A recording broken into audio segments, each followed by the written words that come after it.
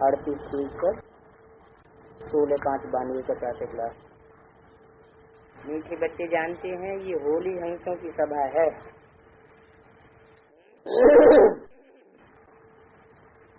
और यहाँ सब ब्राह्मण बैठे हैं। पवित्र को ब्राह्मण कहा जाता है, अपवित्र को शूद्र वर्ण कहेंगे। जो पुरुषार्थी हैं उन्हों को हाफ कास्ट कहेंगे। बात के पुरुषार्थी पवित्रता के, क्योंकि न इधर के न उधर के, एक पांव उस पार जाने वाली नाव में और एक पांव इस पार वाली नाव में होगा, तो दो नाव में पैर रखने वाले का क्या हाल होगा? गिर जाएगा।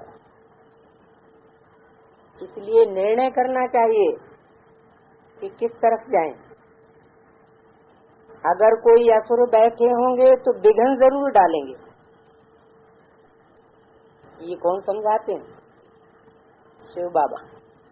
शिव के लिए ही बाबा अक्षर मुख से निकलता है और शिव बाबा ही झोली भरने वाला है। बाप से जरूर वर्षा मिलेगा। शिव के कितने अथाह मंदिर हैं, वो भी निराकार, विश्व का रचयिता। यादगार मंदिर हैं निराकार के, और वो निराकार है क्या? विश्व का रचयिता। विश्व कैसा है? विश्व साकार है और रचयिता रचयिता निराकार। निराकार का मतलब बिंदु नहीं, बिंदु रूपी स्टेज में रहने वाला, निराकारी स्टेज में रहने वाला रचयिता है। जो भी धर्म पिताएं आए और उन्होंने अपने अपने धर्म की स्थापना की, वो अपने अपने धर्म के रचयिता हुए। सब निराकारी स्टेज वाले थे, क्योंकि बाप होता है निराकार और रचना होती है साकार। निराकार का मतलब ये नहीं कि कुम्हार निराकार है तो घड़ा साकार रच देगा। कुम्हार रचयिता भी साकार होता है और घड़ा भी साकार होता है, लेकिन स्टेज की बात है। रचना को रचना ही कहेंगे। विश्व में लक्ष्मी नारायण का राज्य था तो जरूर बाप से वर्षा मिला होगा। अभी तुम शूद्र से ब्राह्मण बने हो, शूद्र है पत्थर बुद्धि। लक्ष्मी नारायण तो पारस बुद्धि थे ना। माया से बुद्धि मारी जाती है। माया का नाम भारत में मशहूर है रावण। इस समय रावण का राज्य है, अर्थात रावण संप्रदाय है, इसलिए रावण को मारते हैं, परंतु मरता ही नहीं है। राम की शक्ति के सिवाय रावण पर जीत पा ही नहीं सकते। सर्वशक्तिवान से ही शक्ति मिल सकती है, और वो सर्वशक्तिवान है एक, परमपिता परमात्मा। उनका न सूक्ष्म शरीर है और न स्थूल शरीर है। ये भी किसी की बुद्धि में नहीं आता है कि वो निराकार फिर भारत में कैसे आया, जबकि उसका अपना सूक्ष्म शरीर भी नहीं है, स्थूल शरीर भी नहीं है। अब आत्मा आर्गन से बिगड़ तो कर्म नहीं कर सकती। आर्गन तो जरूर चाहिए, कुछ भी समझते नहीं है, इसलिए पत्थर बुद्धि कहा जाता है। बाप बैठ समझाते हैं भगवान है ऊंचे से ऊंचे, और उनकी मत भी सबसे ऊंचे है।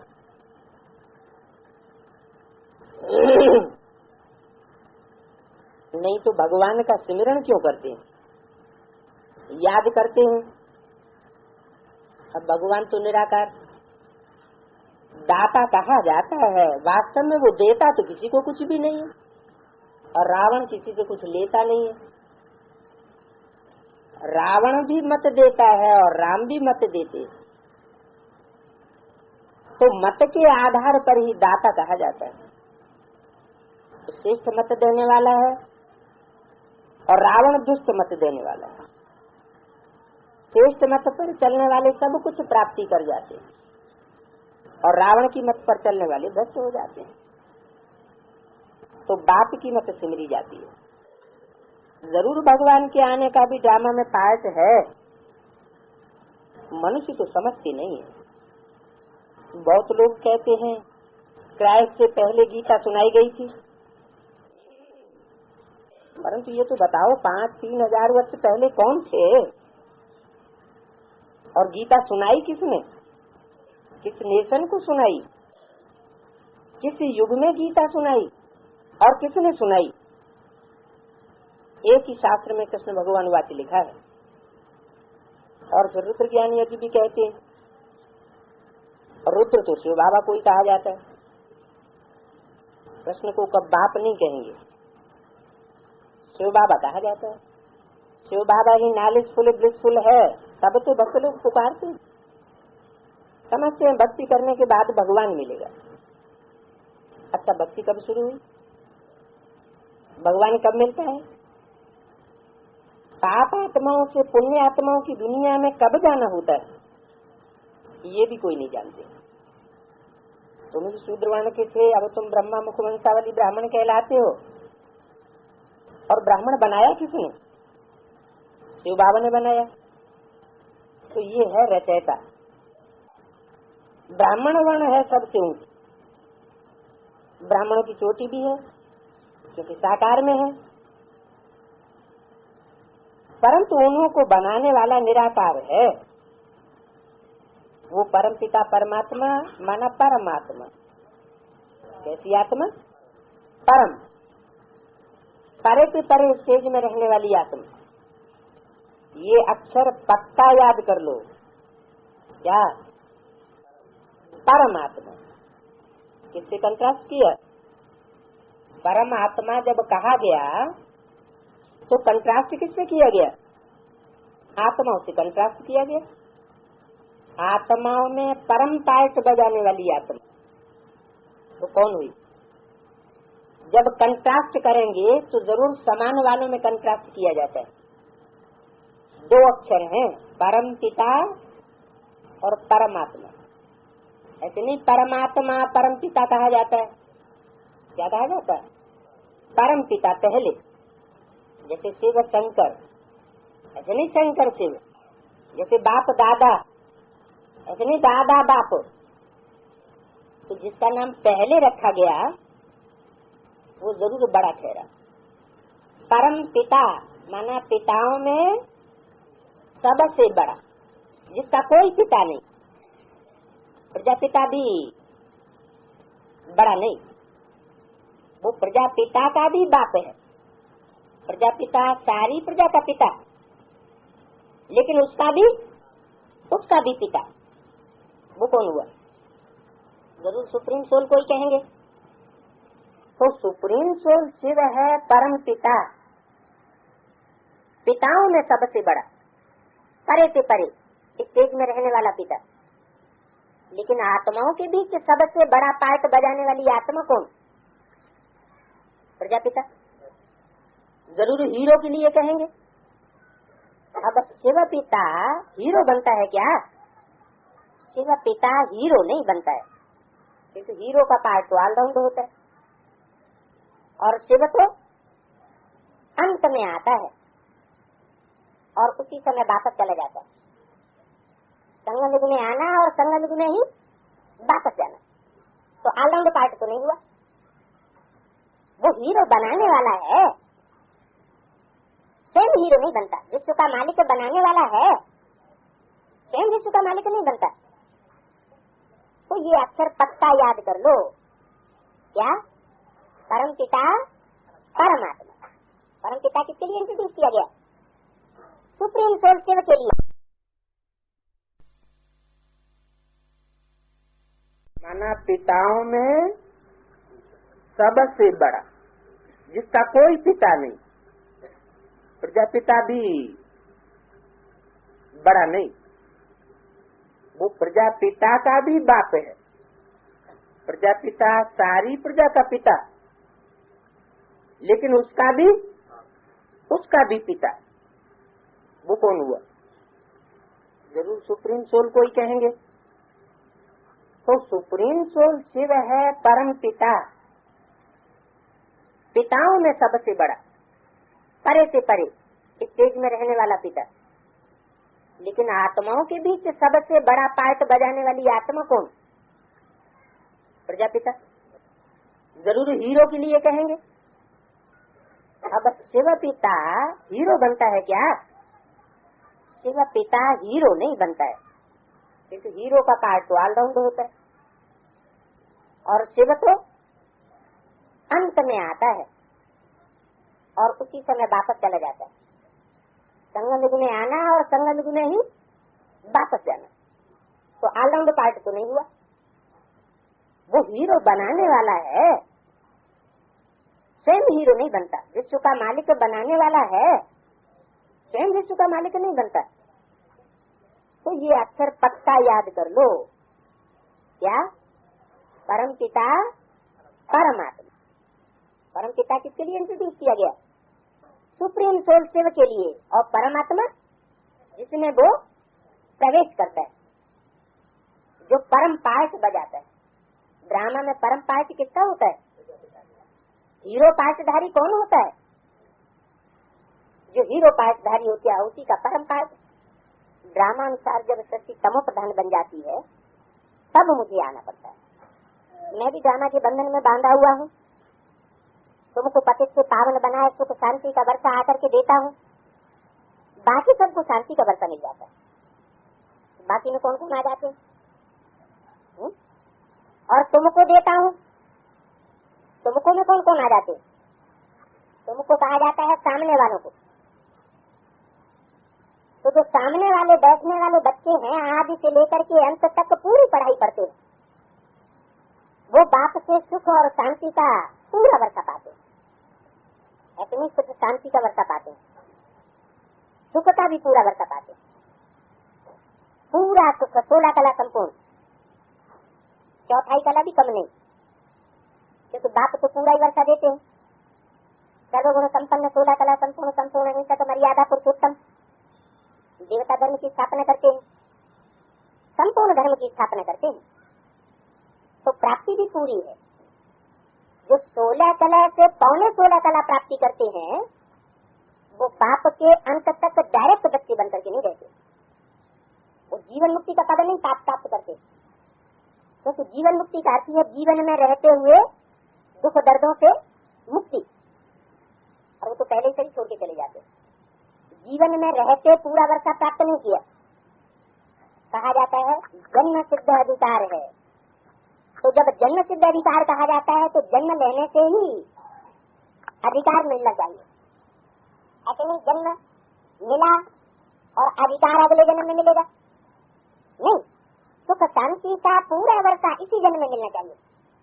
तो कहेंगे कि बच्चे का जन्म सिद्ध अधिकार प्राप्त हुआ, बाकी जो सेकंड नारायण होगा सत्युग का, वो किससे वर्षा लेगा? वो देवता से वर्षा लेगा या शिव बाबा से वर्षा लेगा? वो तो देवताओं से वर्षा लेगा। तो कहाँ देवताओं की प्राप्ति और कहाँ डायरेक्ट परमपिता परमात्मा की प्राप्ति, अंतर तो जरूर पड़ेगा। तो जो डायरेक्ट बाप से वर्षा लेने वाले डायरेक्ट बाप के बच्चे हैं, वो सुख और शांति दोनों का वर्षा प्राप्त करते हैं। बाकी जो भी हैं, जिनका गायन सितारों में भी नहीं होता है, विश्व में चमकने वाले सितारे, जब दुनिया में कयामत बरपा होगी तो 9 लाख सितारे ही संसार में चमकेंगे। वो 9 लाख से छात्र में 16 कला संपूर्णता का वर्षा प्राप्त करने वाली वो जीवन मुक्ति का वर्षा बाप से प्राप्त करती है। बाकी सब शांति धाम में चले जाते। बरोबर सत्युग त्रेता नई दुनिया थी जो राम ने स्थापन की। ऐसे क्यों नहीं कहते राम ने स्थापन नहीं की, कृष्ण ने स्थापन की? कृष्ण राज्य क्यों नहीं कहते? राम का नाम क्यों लगा दिया? मुरली में तो बताया मेरा तो एक ही नाम शिव है, वो कभी बदलता नहीं है। शरीर बदलते हैं तो नाम भी बदल जाते हैं। तो राम राज्य का ही गायन क्यों है? जब अंत होता है तो राम नाम सत्य क्यों कहते हैं? क्योंकि संगम युग में जब ड्रामा की अंत होती है तो अंत में राम की आत्मा के थ्रू ही वो सर्वशक्तिवान बाप प्रत्यक्ष होता है। उसके थ्रू ही हीरो के रूप में वो हीरो पाठधारी प्रत्यक्ष होता है और विश्व में राम राज्य की स्थापना हो जाती है। तो राम वाली आत्मा ही सत्य की आग में रचयिता साबित होती है। निराकार को रचयिता नहीं कहेंगे, बिंदु को नहीं कहेंगे रचयिता, जब तक कि वो साकार शरीर में प्रवेश न करें, लेकिन निराकार कहा जाता है निराकारी चेत के आधार पर। बाकी हाँ, राम से भी शिव बाबा अक्षर ठीक है, राम बाबा अक्षर सो होता नहीं है। शिव बाबा अक्षर सबके मुख पर है, तो बाबा नई दुनिया का रचयिता है, वो आकर के वर्षा देते हैं, ऐसे नहीं आकर के पढ़ाई पढ़ाते हैं और पढ़ाई पढ़ा के वापस चले जाते हैं, फिर वर्षा मिलता रहता है। नहीं, इस साकार सृष्टि में साकार में आकर के वर्षा देते हैं। गीता ब्राह्मणों को सुनानी, जब शूद्र से ब्रह्मा मुखवंशावली ब्राह्मण बने तब उनको गीता सुनाई। इनको गीता सुनाई, शूद्रों को नहीं सुनाई। डबल मशीनरी है। कौन सी? पहले शूद्रों को ब्राह्मण बनाने की मशीनरी चलती है, ये हुई बेसिक नॉलेज। फिर सेकंड मशीनरी है ब्राह्मणों को देवता बनाने की मशीनरी, और हम बच्चों की डबल मशीनरी है। हम शूद्रों को ब्राह्मण भी बनाते हैं और ब्राह्मणों को देवता भी बनाते हैं। ब्राह्मणों का ज्ञान का तीसरा नेत्र खोला, ऐसे नहीं शूद्रों का खोला। तो तीसरे नेत्र की यादगार रूप वो मूर्ति कौन सी दिखाई जाती है? जरूर पहले नंबर का ही गायन होता है। जिसकी आंख पहले पहले खुली उसी का चित्र पूजा जाता है। वो ही ब्राह्मण चोटी हुआ, चोटी का ब्राह्मण। उस चोटी के ब्राह्मण को उड़ाई दिया विराट रूप में से। उस चोटी को ब्राह्मण का रूप ही सिर्फ नहीं उड़ाई दिया, शिव बाबा को भी उड़ाई देते हैं। इसलिए कहते हैं ज्ञानंजन सदगुरु दिया ज्ञान अंधेर विनाश।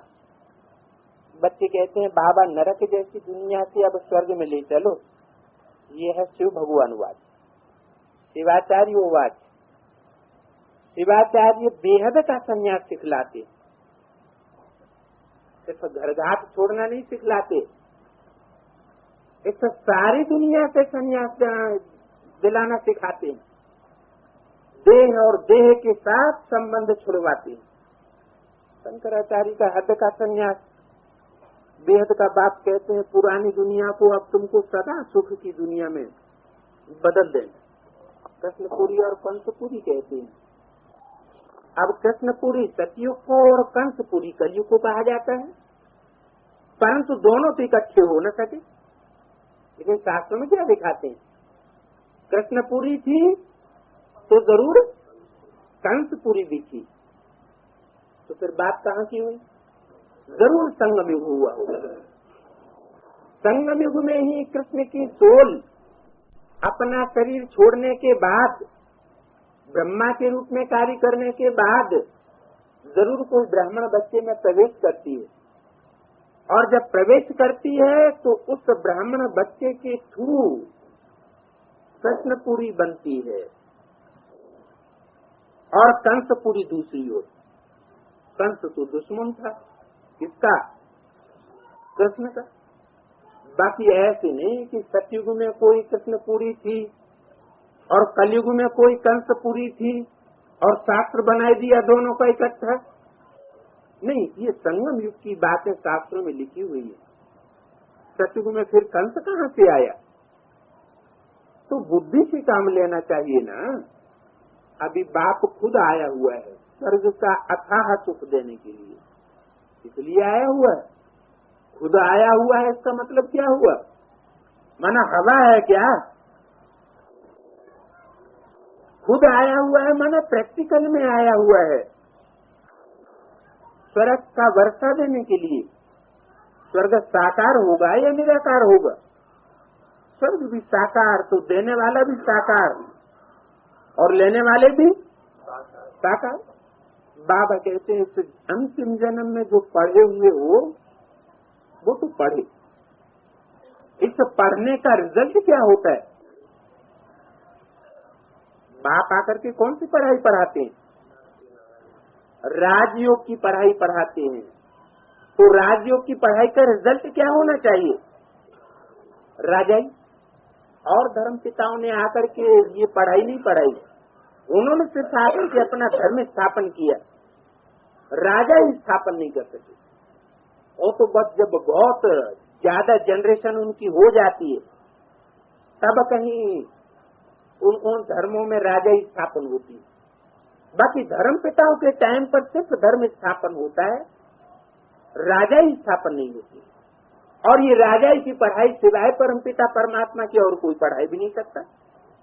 सब आधीन बनाने वाले हैं, कोई भी स्वाधीन बनाने वाला नहीं है सिवाय शिव बाबा के।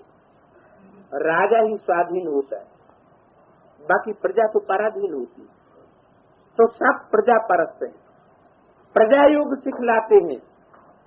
एक शिव बाबा ही है जो राजाओं का राजा बनाता है। कैसे? कोई सीधी राजा ही नहीं देते।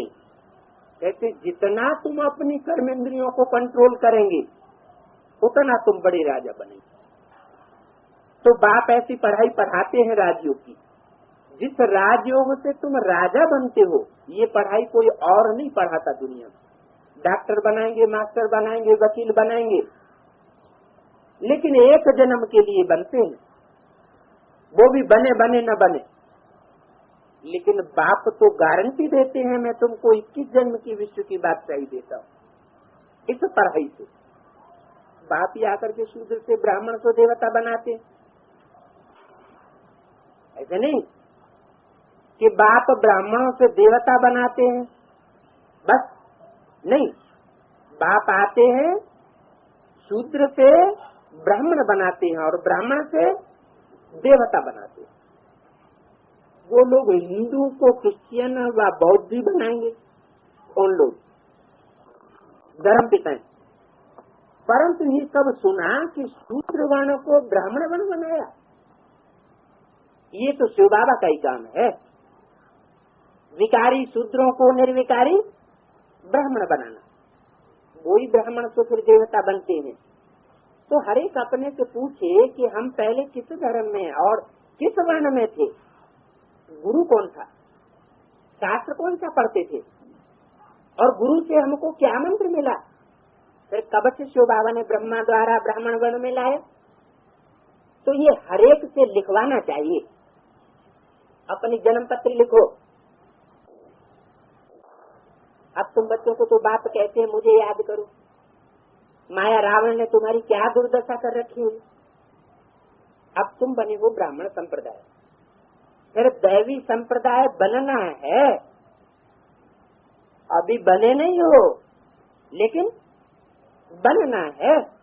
तुमको निराकार परमपिता परमात्मा ने कन्वर्ट किया है। काहे से काहे में? शूद्र से ब्राह्मण वर्ण में कन्वर्ट किया है। बच्चों को हरेक से लिखाना चाहिए कि किस धर्म के थे, किसको पूजते थे, गुरु किया है या नहीं किया है। जिस धर्म के थे तो उसके धर्म पिता को भी जानते होंगे। धर्म पिता साकार होगा या निराकार होगा? धर्म पिता तो जरूर साकार होना चाहिए। तो धर्म की भी स्थापना करता है। हमारा धर्म कौन सा है? हमारे धर्म का नाम क्या है? आदि सनातन, आदि देवी देवता सनातन धर्म। तो उसका रचयिता भी तो कोई होगा ना। कौन हुआ है? शिव बाबा। शिव बाबा की डेफिनेशन बिंदु। बिंदु को कहें कि शिव बाबा आदि सनातन देवी देवता धर्म की स्थापना करने वाला। कोई प्रैक्टिकल साकार रूप तो होगा नहीं। जो भी धर्म पिताएं हैं उन धर्म पिताओं के नाम पर धर्म का नाम पड़ा। क्राइस्ट के आधार पर क्रिश्चियन धर्म पड़ा, बुद्ध के आधार पर बौद्ध धर्म पड़ा। तो आदि सनातन देवी देवता धर्म का रचयिता कौन? जरूर है परमपिता परमात्मा शिव ने, जिसके द्वारा सनातन धर्म की स्थापना की। उसका नाम भी इसी शब्द से संबंधित होना चाहिए। शास्त्रों में सिर्फ जिक्र आया है कि ब्रह्मा का सबसे बड़ा पुत्र जो ज्ञान योग में सबसे सीखा था उसका नाम था सनत कुमार, क्योंकि यहाँ तो ज्ञान में जो बड़ा है वही बड़ा ठहरा। तो सनत कुमार के नाम पर सनातन धर्म की स्थापना हुई। उनको योगीश्वर कहा जाता है। तो तुम ब्राह्मण से देवता बनते हो, तुमको निराकार परमपिता परमात्मा ने कन्वर्ट कर दिया है। तो बच्चों को हर एक से लिखा लेना चाहिए कि पहले तुम किस धर्म के थे, तुम्हारा धर्म पिता कौन था। देखो गुरु तो बहुत किए हुए हैं, ये बाबा भी लिखेंगे कि हम हिंदू धर्म के कहलाते थे, शास्त्र बहुत पढ़े। सिख धर्म वाले कहेंगे हम सिख धर्म के हैं। सिर्फ भारतवासियों को अपने देवी देवता धर्म का पता नहीं, न धर्म का पता है न धर्म स्थापक का पता है। ऐसे नहीं कि सिख धर्म वाले अपने को देवता कहलाएंगे, हर एक अपने को अपने धर्म वाला ही कहलाएंगे।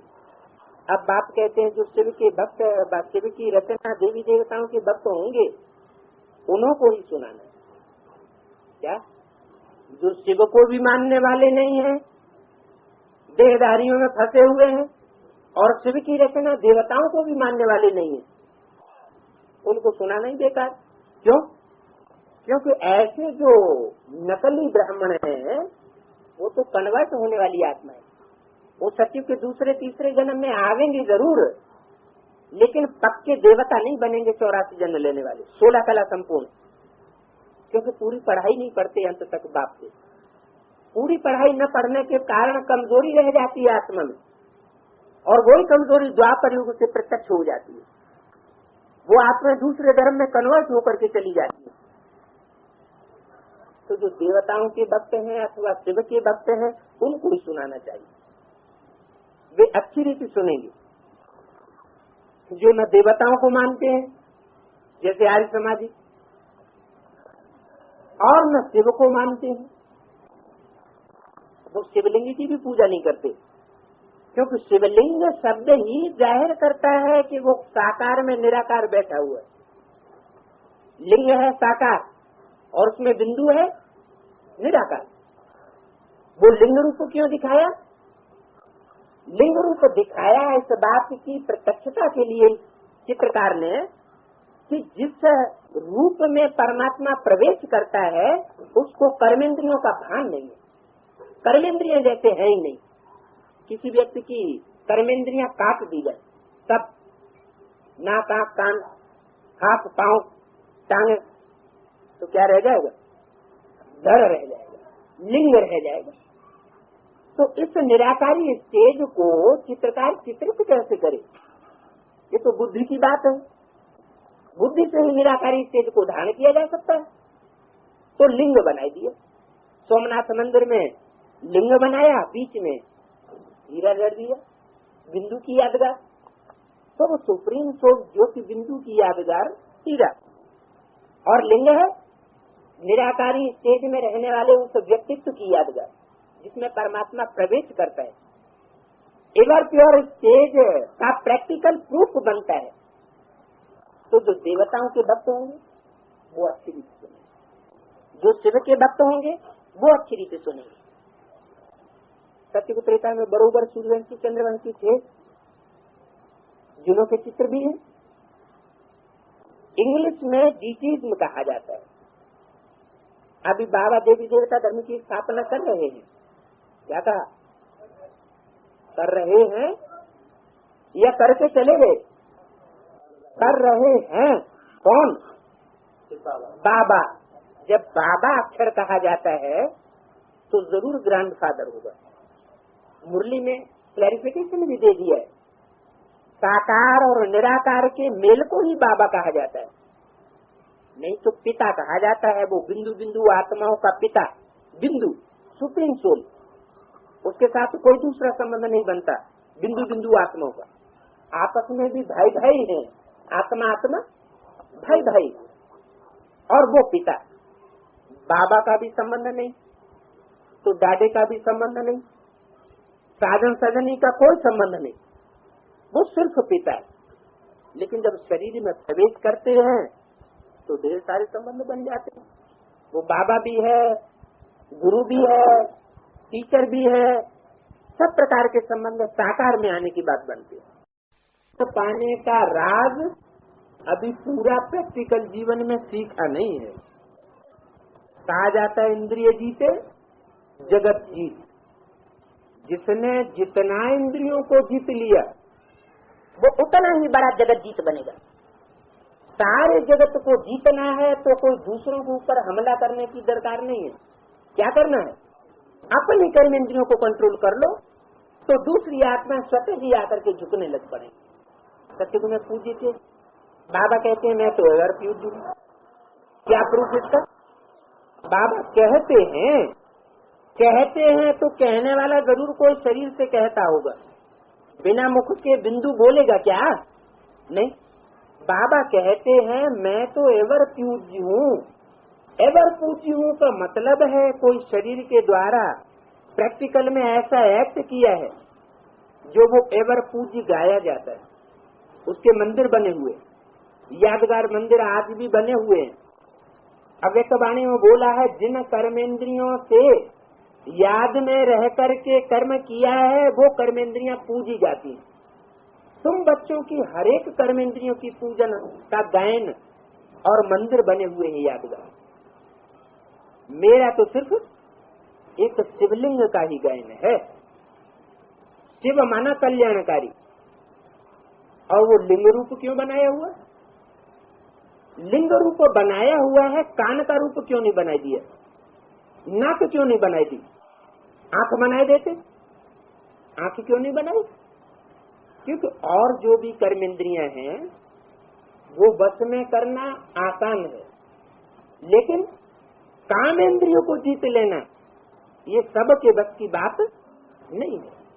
ये 100% विजय तो परमात्मा शिव ही वो ही सक्षम है जो कामेंद्रिय पर पूरी विजय प्राप्त करता है, कोई तन के द्वारा।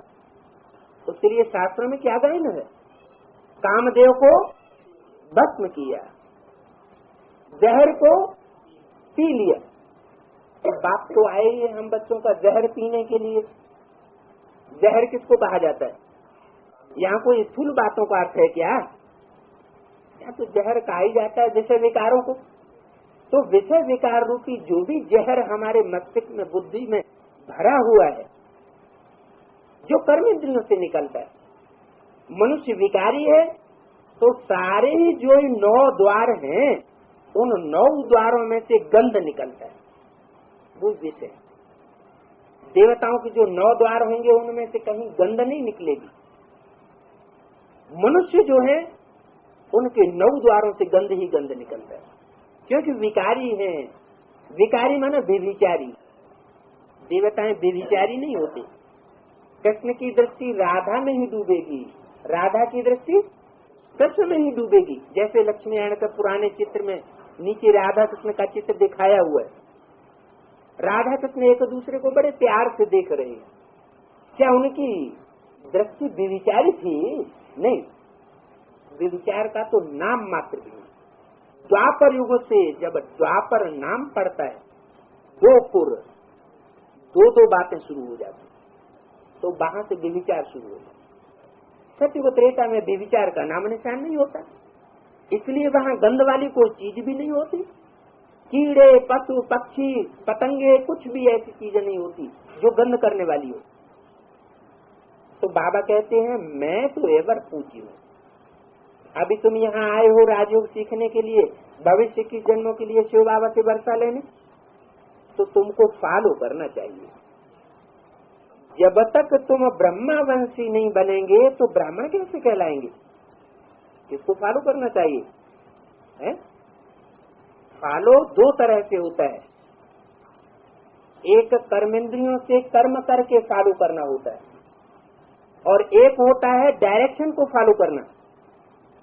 दोनों प्रकार से हम बच्चों को फॉलो करना है, क्योंकि बाप दोनों प्रकार का पार्ट बजाते हैं। कर्णहार का भी पार्ट बजाते हैं, माने कर्मेंद्रियों से कर्म करके भी दिखाते।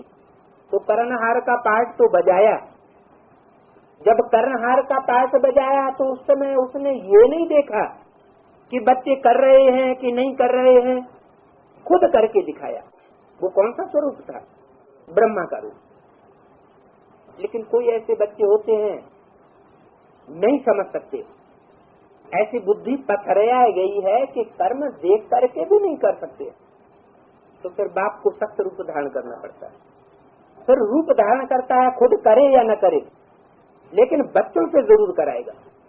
वो है सख्त रूप, सदगुरु का रूप। इसलिए भारत की परंपरा में कहते हैं गुरु जो कुछ करता है वो नहीं करना चाहिए, लेकिन गुरु जो कुछ कहता है वो जरूर करना चाहिए।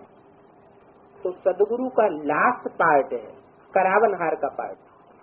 करणहार का पार्ट ब्रह्मा के द्वारा बजाया, तो ब्रह्मा ने जैसे कर्म किए वैसे हम बच्चों को कर्म करना है, ब्रह्मा को फॉलो करना है कर्मों में, करणहार को फॉलो करना है।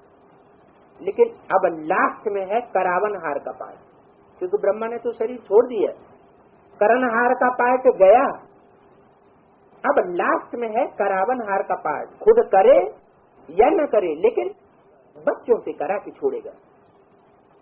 तो जो करावनहार का पार्ट है वो हुआ डायरेक्शन देने वाला पार्ट।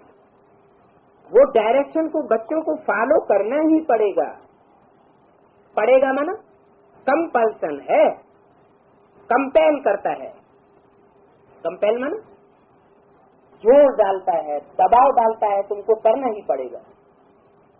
तो जो जोर दबाव डालने वाला है वो किस स्टेज में होगा? जरूर ऐसी स्टेज में होगा कि सारी दुनिया को कंपेल करे कि तुमको अब विकारों को छोड़ना ही पड़ेगा। आज भोग है, ब्राह्मणों को खिलाने की रस्म पड़ी हुई है। ये रस्म रिवाज कहाँ की पड़ी हुई है? संगम युग में ही सारी रस्म रिवाज पड़ती है। खुद खाना बाद में खाएंगे, पहले ब्राह्मणों को भोग लगाएंगे।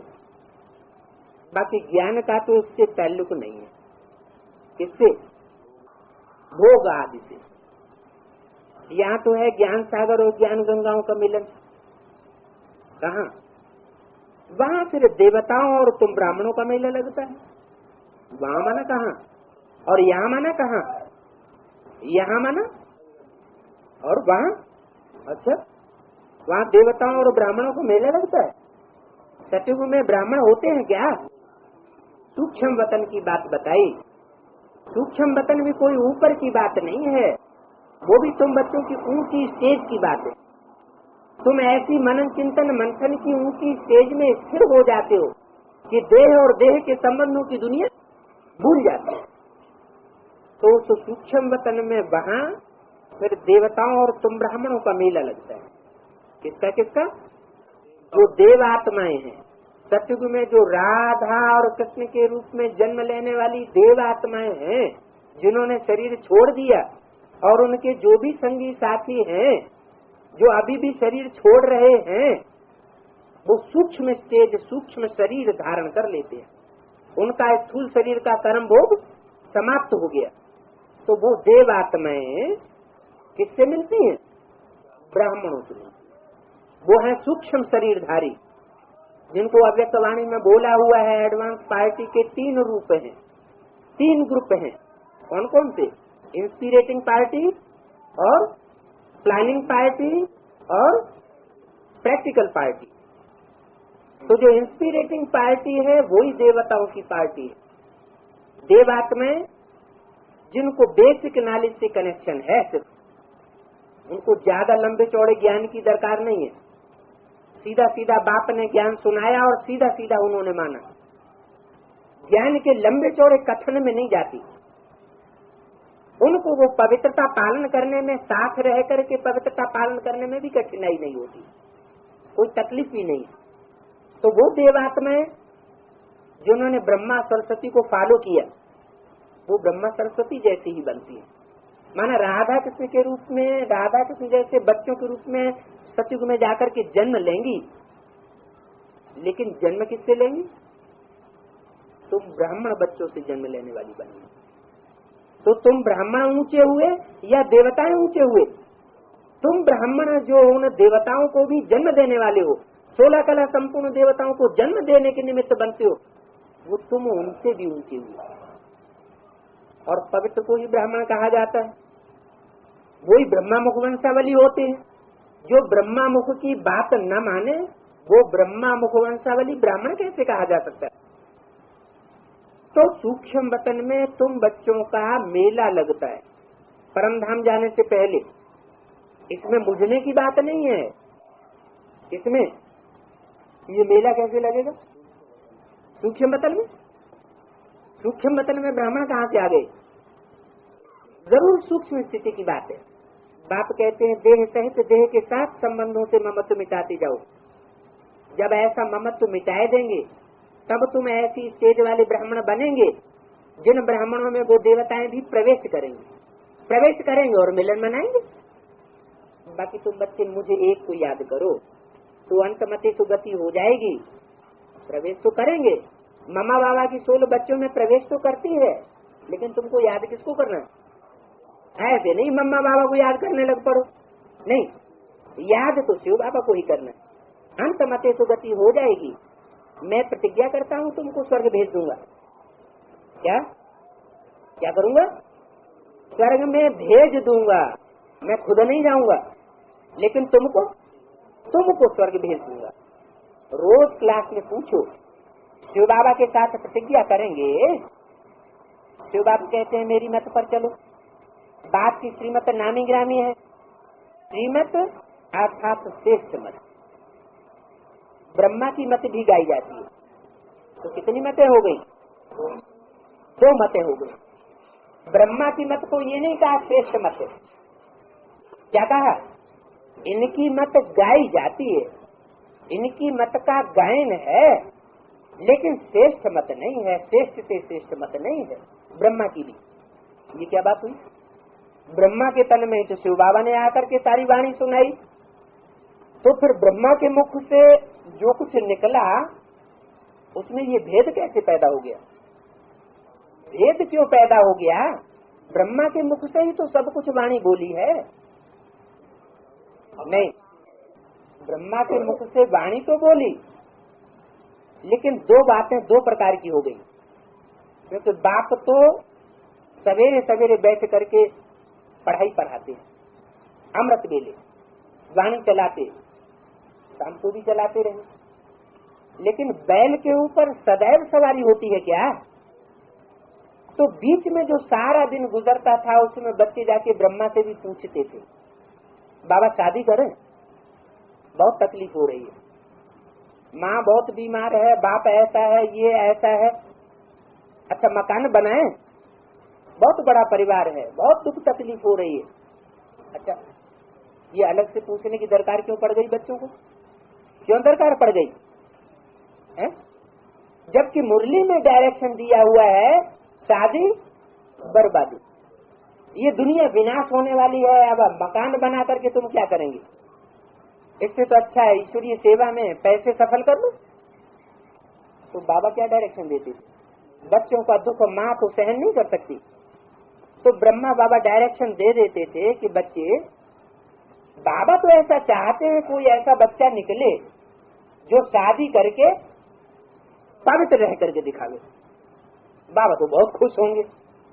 अच्छा, जब ऐसा संभव हो सकता तो शिव बाबा को वाणी में ये बात कहने की क्या दरकार थी, शादी बर्बादी?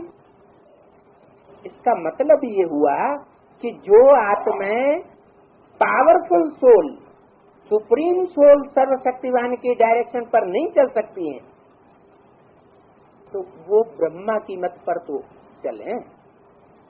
ज्यादा श्रेष्ठ से श्रेष्ठ स्टेज नहीं पकड़ सकती हैं, तो कम से कम ब्रह्मा को ही फॉलो कर ले। तो ब्रह्मा की भी मत गाई हुई। ब्रह्मा, परमात्मा शिव ने उसमें प्रवेश किया, माता का पार्ट बजाया, इसलिए माता की भी मत गाई हुई है, बाकी श्रेष्ठ से श्रेष्ठ मत नहीं है। क्यों? क्योंकि हमको याद किसको करना है? माता को याद करना है या बाबा को याद करना है? शिव बाबा को याद करना। तो जिसको याद करना है उसकी मत पर भी चलना, उसकी मत पर ही चलना चाहिए। कमजोर आत्माएं कमजोर आधार पकड़ लेती हैं और पावरफुल आत्माएं पावरफुल आधार पकड़ेंगी। इसलिए बोला कि बाप की श्रीमत नामी ग्रामी है, श्रीमत अर्थात श्रेष्ठ मत। ब्रह्मा की मत भी गाई हुई है। भी क्यों लगाया? माना सेकेंडरी मत है, ब्रह्मा से भी ब्रह्मा का बाप शिव बाबा ऊंचा है ना। ब्रह्मा का बाप कौन हुआ? ब्रह्मा। ब्रह्मा ने बड़ी और माँ माने माँ, बड़ी माँ। तो बड़ी माँ से ऊंचा कौन होगा? अरे जब नाम ही है बड़ी माँ, तो बड़ी माँ का मतलब है कि उसके साथ बड़ा बाप भी जरूर होगा। तो ये यज्ञ के आदि की बात है। ब्रह्मा को तो साक्षात्कार हुए, लेकिन वो उनके अर्थ को, रहस्य को समझ नहीं सके। वाराणसी में गए गुरुओं के पास, वहाँ भी उनको हल नहीं मिला। तो अपने जीवन में उनको गुरुओं से श्रद्धा उखड़ गई, देहधारी गुरुओं से।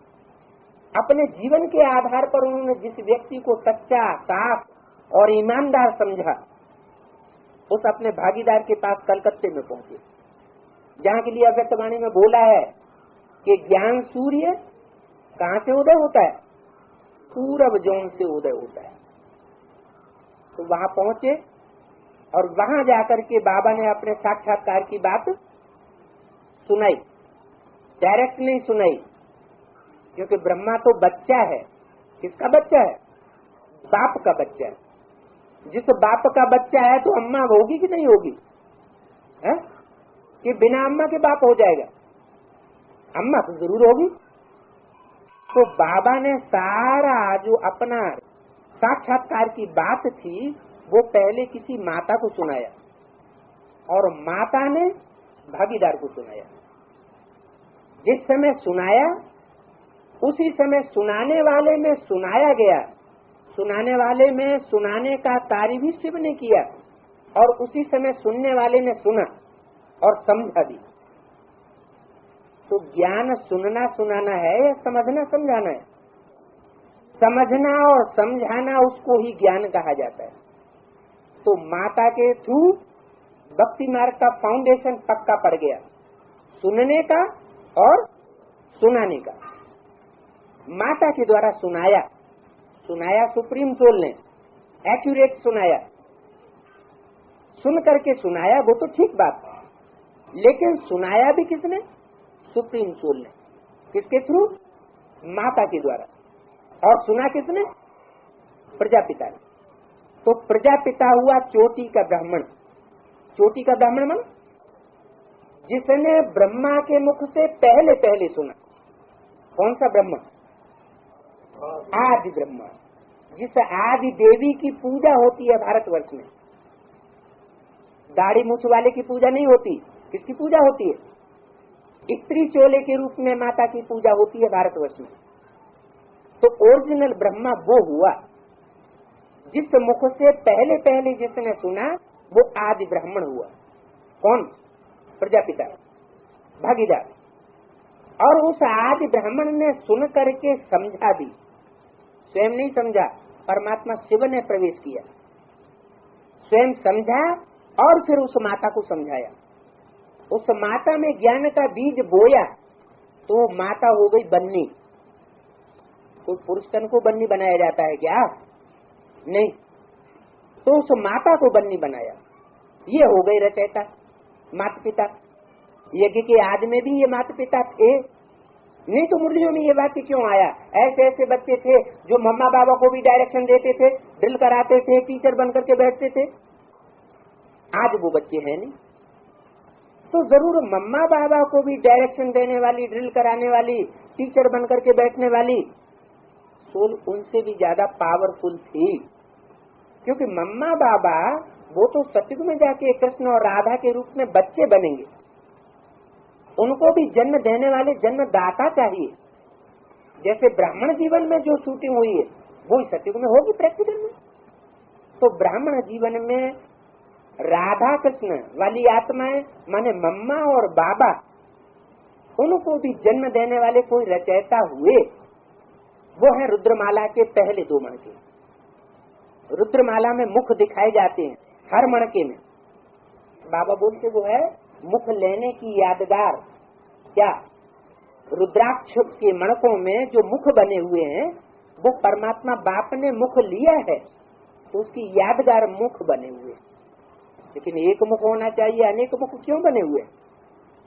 कि जो जो आत्माएं उस स्टेज पर जाती गई वो प्रवेश करने की पावर प्राप्त करती गई। और उन आत्माओं ने जब प्रवेश किया तो पहचानने वालों नहीं पहचान पाया कि ये शिव की सोल बोलती है या कोई दूसरी आत्मा बोलती है। एक मुख का मणका बहुत मुश्किल से मिलता है, और बाकी तो कोई मणके में 14 मुख भी होते हैं, माने 14 सोल भी प्रवेश कर जाती है। तो किसमें प्रवेश करेंगी? एक शिव बाबा, दूसरा न कोई जिसकी याद ऐसी स्टेज की बनी हुई हो, उसमें कोई दूसरी सोल प्रवेश नहीं कर सकती। याद में भी विचारीपना होगा तो प्रवेश करने वाली आत्माएं भी भांति भांति की प्रवेश करेंगी। इसलिए बाबा कहते हैं कि मैं तो मुकर्रर रथ लेता हूँ, टेम्परेरी रथ भी बोला हुआ है। तो टेम्परेरी रथ उतना गायन नहीं है। मैं बच्चों में प्रवेश करके सेवा करता हूँ, दृष्टि की पावर देता हूँ, वाचा की पावर देता हूँ, लेकिन कोई बच्चा ये नहीं कह सकता कि मेरे अंदर शिव बाबा प्रवेश किया। अगर कोई कहता है कि मेरे अंदर शिव बाबा प्रवेश करता है तो बाबा कहते वो हिरण्यकश्यप। शिव बाबा की प्रत्यक्षता के लिए उसको कहने की दरकार नहीं है क्या कि मेरे अंदर शिव बाबा प्रवेश करता है। तो शिव बाबा तो स्वतः ही संसार में प्रत्यक्ष हो जाएगा। उसका नाम ही है खुदा। खुदा माना खुद है। उसकी प्रत्यक्षता को प्रत्यक्ष करने के लिए उसे मुख से कहने की जरूरत नहीं। जो अपने को सिद्ध करता है वो जिद्द करता है।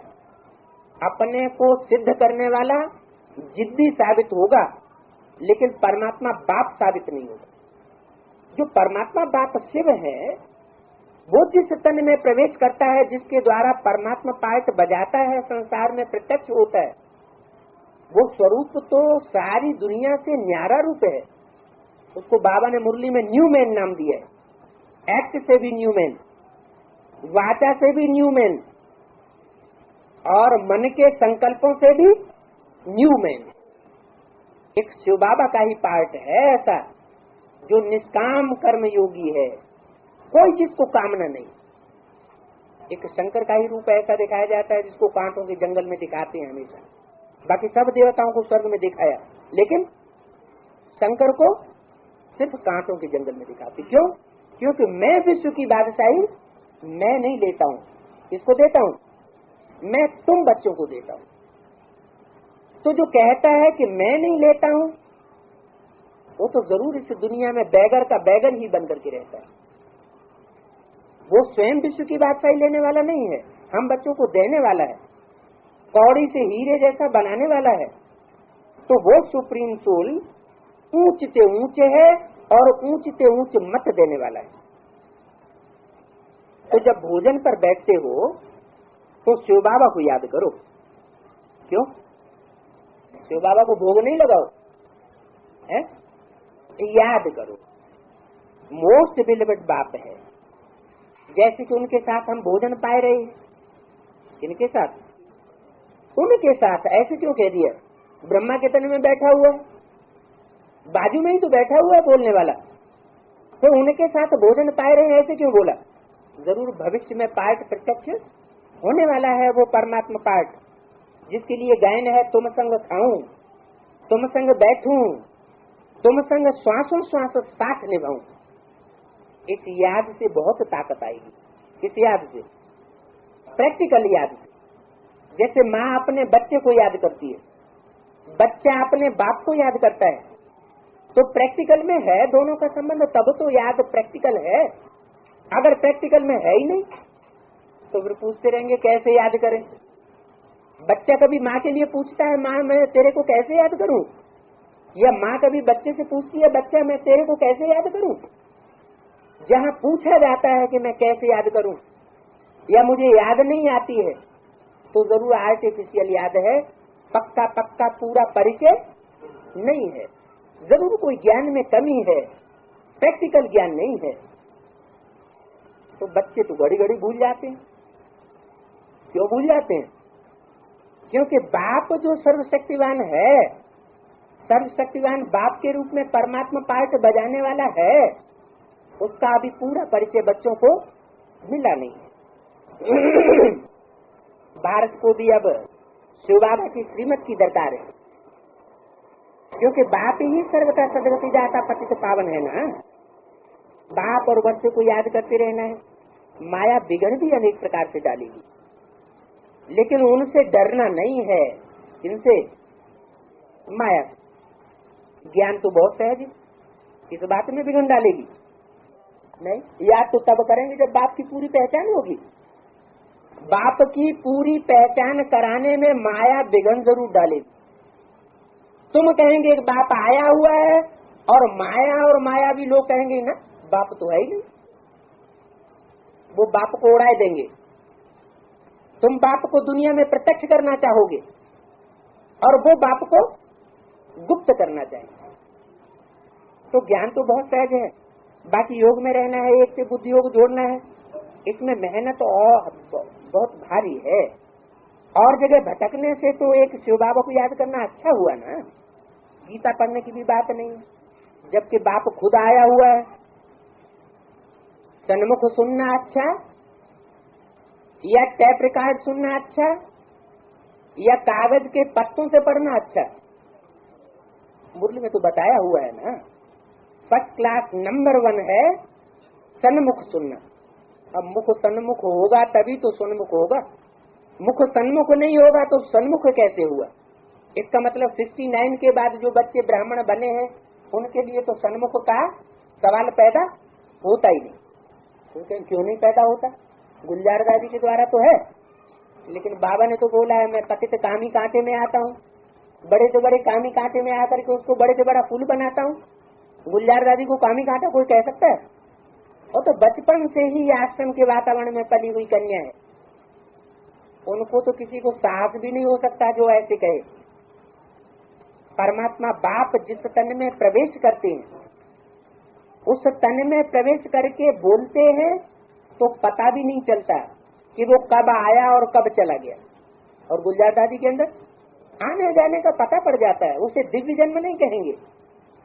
मनुष्य आत्मा प्रवेश करेगी तो आने जाने का पता चलेगा, क्योंकि मनुष्य आत्मा को सूक्ष्म शरीर होता है, शिव बाबा को अपना सूक्ष्म शरीर नहीं होता है, इसलिए उस तन में दबाव नहीं पड़ सकता, वो तो हल्का फुल्का है, सुप्रीम सोल। जैसे ब्रह्मा के तन में आते तो पता भी नहीं पड़ता था कब आया कब चला गया, इसलिए मुरली में बोला इस ब्रह्मा को पता पड़ता है क्या कि मैं कब आया? नहीं, पता भी नहीं पड़ता। तो इससे क्या साबित हुआ कि गुलजार दादी में सिर्फ ब्रह्मा की सोल आती है, परमात्मा शिव की सोल नहीं है। और एक सबसे बड़ा प्रूफ ये है कि शिव जब प्रवेश करेगा तो जो मुरली चलाएगा उस मुरली में परिवर्तन का जादू होगा। ब्राह्मण परिवार में स्नेह, सौहार्द और सहयोग की भावना बढ़ेगी, घटेगी नहीं। और 69 के बाद क्या हुआ? वो भावना घटती चली गई और लगातार घटती जाती है। बाहर का दिखाने का रूप पंप एंड शो वाला भले होता जाए, लेकिन अंदर से वो भावना खत्म हो गई। तो बाप है नई विश्व का रचयिता, माना नया संगठन ऐसा तैयार करता है जिसमें एक धर्म, एक राज्य, एक मत और हर प्रकार की एकता ही एकता दिखाई पड़े। किसी प्रकार का फ्रिक्शन हो ही नहीं सकता। तो गीता पढ़ने की बात नहीं है, क्या बात है? सन्मुख सुनने की बात है। जबकि बाप खुद आए हुए हैं, बाकी सब शास्त्र हुए बाल बच्चे, उनसे वर्षा नहीं मिल सकता, इनसे बच्चों से वर्षा नहीं मिल सकता। वर्षा किससे मिलेगा? बाप जो डायरेक्ट मुख से बैठ सुनाते हैं वो बाप ही डायरेक्ट वर्षा देने वाला है। बेहद का वर्षा एक ही बेहद का बाप से मिलता है।